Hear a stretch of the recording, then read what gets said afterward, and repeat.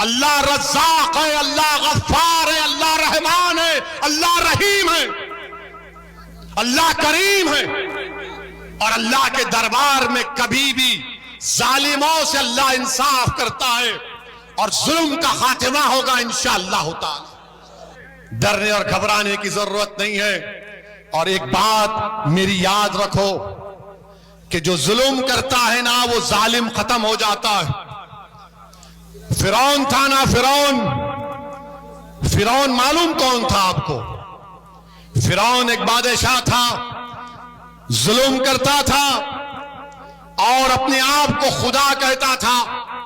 تو اللہ نے حضرت موسیٰ کو اس کی طرف بھیجا اور اس کے دربار میں، فرعون کے دربار میں غریب لڑکی تھی، بہت غریب تھی، جھوپڑی میں رہتی تھی۔ اس کا کام یہ تھا کہ فرعون کے بیٹی کے بالوں کو کنگھی کیا جائے۔ اور ایک دن جب وہ فرعون کے محل میں بادشاہ کی بیٹی کے بالوں میں کنگھی کر رہی تھی تو کنگھی نیچے گر گئی۔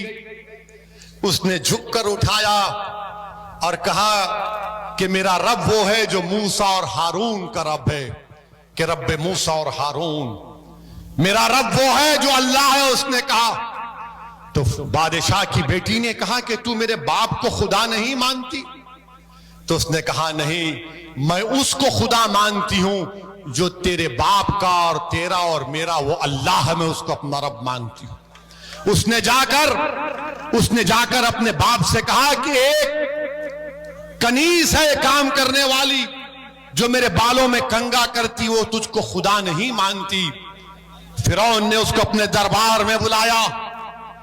اس کے دو بچے تھے، ایک شیرخوار بچہ تھا اور ایک 10-11 سال کا بچہ تھا۔ دو روایتیں ہیں۔ ایک روایت میں آیا کہ فرعون نے کہا کہ کیا تو مجھے خدا نہیں مانتی؟ تو اس نے کہا نہیں، میں اس کو مانتی ہوں جو تیرا بھی رب ہے اور میرا بھی رب ہے، وہ اللہ ہے۔ اس نے کہا دیکھ، میں ایک بڑا تانبے کا برتن لایا، اس میں تیل ڈالا اور اس کو خوب جلایا اور کہا کہ اگر نہیں مانے گی مجھے خدا تو تیرے بیٹے کو اس میں ڈال دوں گا، تیرے 10 سال کے بیٹے کو۔ اس نے کہا کہ میں تب بھی تجھے اپنا رب نہیں مانوں گی، میرا رب وہ ہے جو تجھے اور مجھے اور ساری کائنات کو بنایا اللہ۔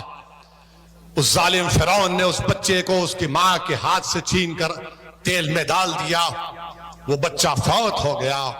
پھر پوچھا بول اب کیا بولے گی؟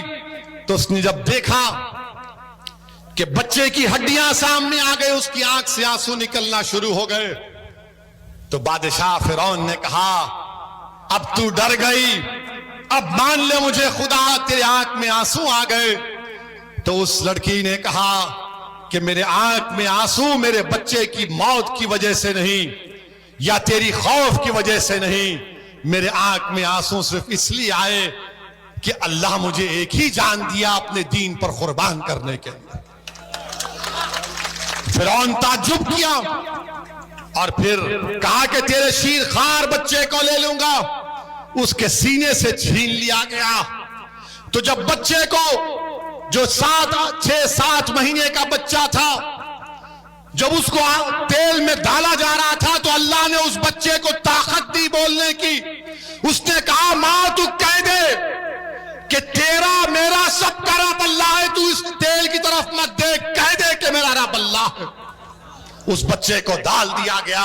تو یاد رکھو اللہ رب کائنات ہے، اللہ رزاق ہے، اللہ غفار ہے، اللہ رحمان ہے، اللہ رحیم ہے، اللہ کریم ہے، اور اللہ کے دربار میں کبھی بھی ظالموں سے اللہ انصاف کرتا ہے اور ظلم کا خاتمہ ہوگا انشاءاللہ تعالی۔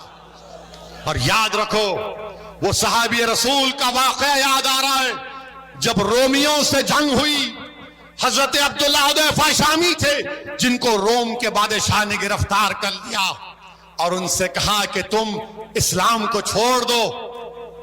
انہوں نے کہا نہیں چھوڑوں گا۔ اس نے کہا میری بیٹی سے شادی کر لے۔ انہوں نے کہا میرا شادی کرنے کا ارادہ نہیں ہے۔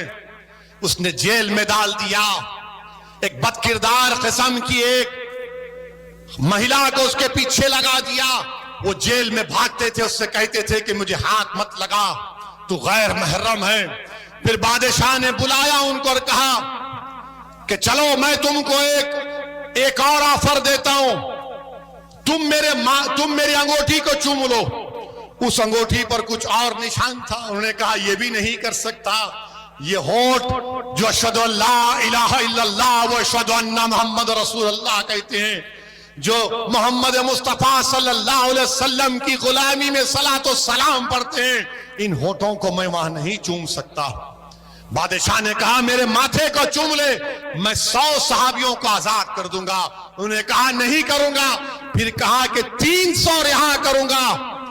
तो उन्होंने कहा तुम पूरों को रिहा करो, तेरे माथे को चूमूंगा।